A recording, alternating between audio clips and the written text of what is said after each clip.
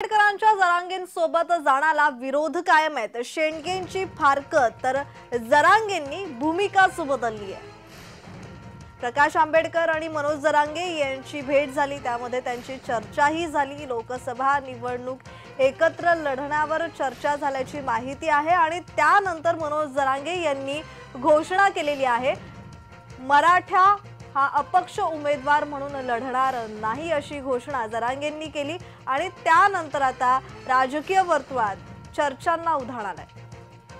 प्रकाश शेंडगे काय म्हणालेत आणि त्यानंतर मनोज जरांगे यांनी काय घोषणा केली आहे पाहूयात।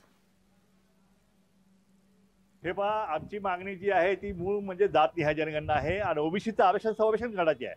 ह्याच्यामध्ये ए टीम, बी टीम, सी टीम ह्याचा आमचा विषयच नाही है।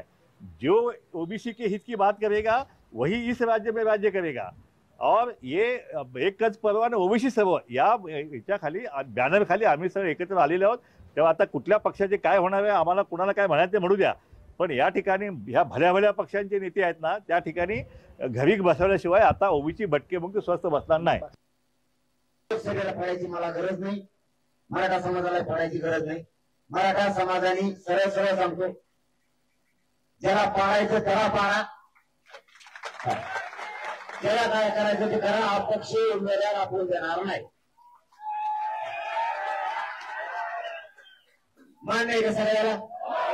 आपला दुसरा प्रश्न, आपल्या एकाही मराठ्याच्या माणसाने कोणत्याच राजकीय पक्षाच्या सभेला जायचं, एकाने जायचं